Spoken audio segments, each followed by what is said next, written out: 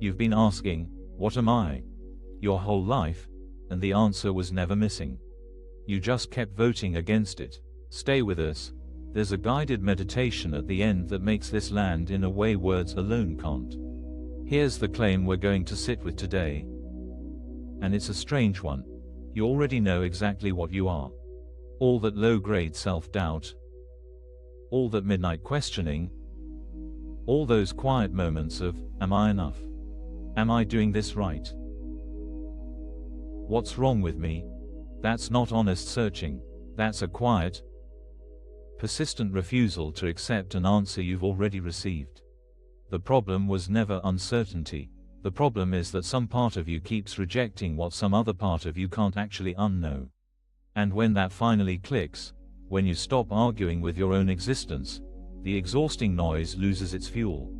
Let me show you what I mean. Imagine you're standing somewhere, holding your driver's license in your hand.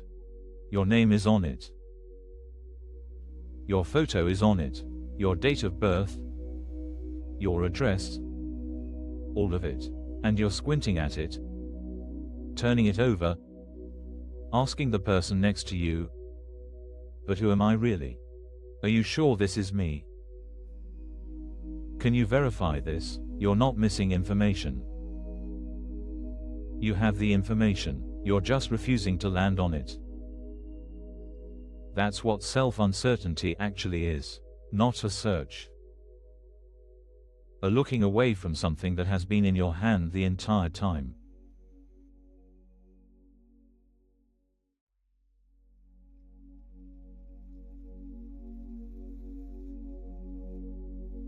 Let's get concrete.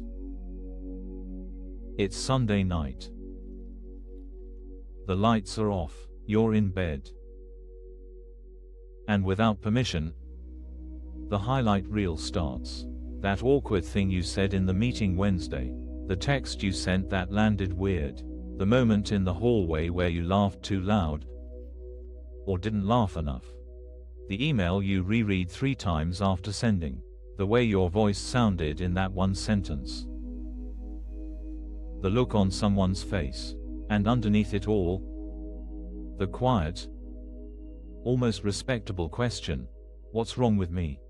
Notice that question doesn't feel hostile. It feels mature. It feels like accountability. It feels like the kind of self-examination a thoughtful person should do. That's the trick. We've been asking, what's wrong with me? For so long it doesn't even register as a wound anymore. It registers as wisdom. As humility. As, I'm just being honest with myself. But watch what's actually happening on that Sunday night. The loop isn't gathering information. You're not learning anything new about the meeting. You're not solving anything about the text. You're just pressing play, pressing play, pressing play, because something in you has decided the verdict isn't in yet. As if one more replay will finally settle the case.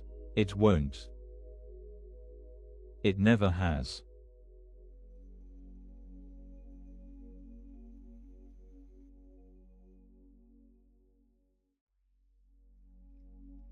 Here's the part that's hard to admit. That kind of self-doubt isn't humble. It isn't honest. It's the mind pretending not to know something it has never actually forgotten. Think about it this way. Who is the one doubting? Who is the one running the tape? Who is the one asking, am I enough? There has to be someone home to ask the question. There has to be someone alive, awake, present, aware, just to wonder if they exist properly. The doubter is the proof. You can't seriously question whether you're real while being the one doing the questioning. But we do it anyway. We split ourselves in two. One part of us quietly knows. The other part stages a courtroom drama where that knowing is never allowed to testify. And we call that drama, figuring myself out. We call it, doing the work. We call it, being self-aware. It isn't. It's a habit, a very old, very tired habit of looking away from the license in our hand.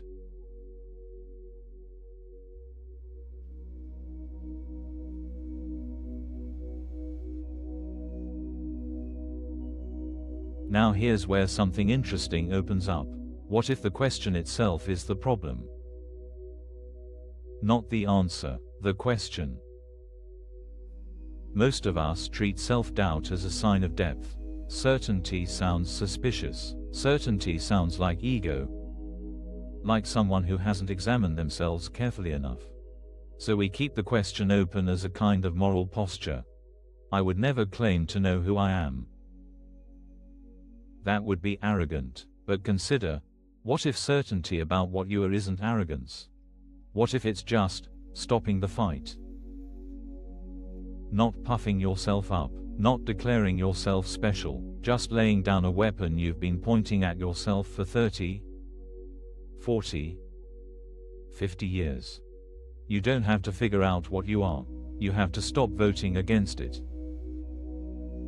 That's the turn. That's where this whole thing pivots. Because denying what you are doesn't change what you are. It just makes you feel like a stranger inside your own life. It makes Sunday nights feel like trials. It makes ordinary mistakes feel like evidence in a case that never closes. It makes a regular human existence feel like an audition you keep failing. Nothing is actually wrong. You've just been refusing to sit down inside yourself.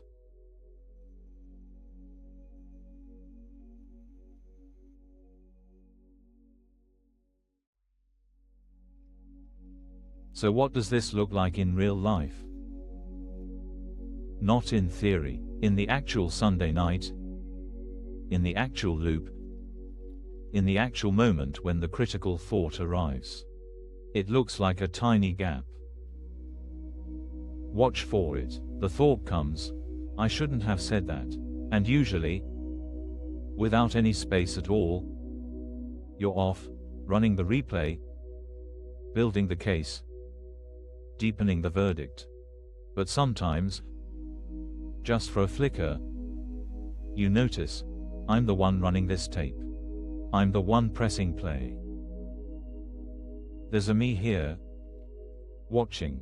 That noticing, that half second of recognition, is everything. It's the gap between the thought and the believing of the thought. And in that gap, look what's true. Nothing is actually wrong with you. The license is still in your hand. You're still here. You're still the one home. The verdict you keep trying to reach was never needed. Because the question was never sincere. You don't have to do anything dramatic with that gap. You don't have to fix yourself in it. You just notice, oh, I was about to vote against myself again. And this time, I don't have to.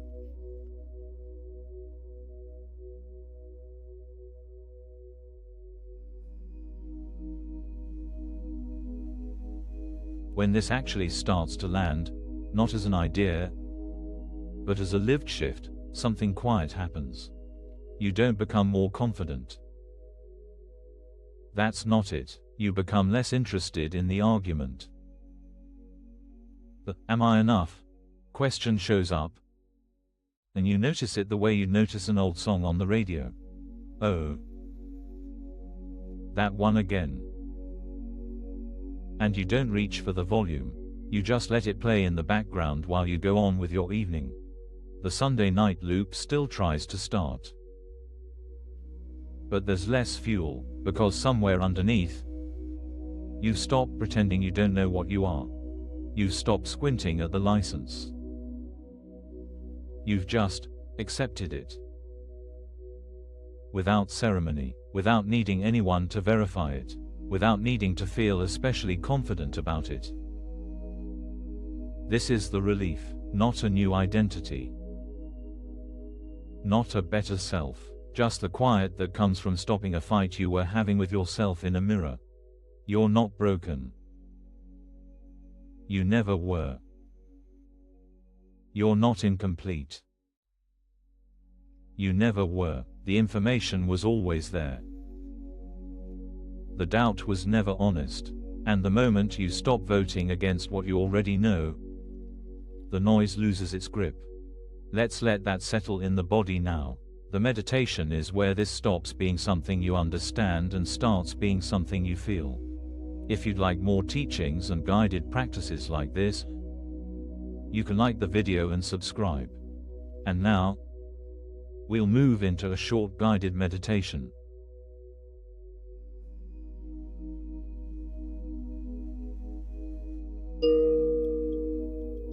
Let's take a few minutes to let this land somewhere deeper than thought. Find a comfortable place to sit or lie back. Let your shoulders drop. Let your hands rest wherever they want to rest.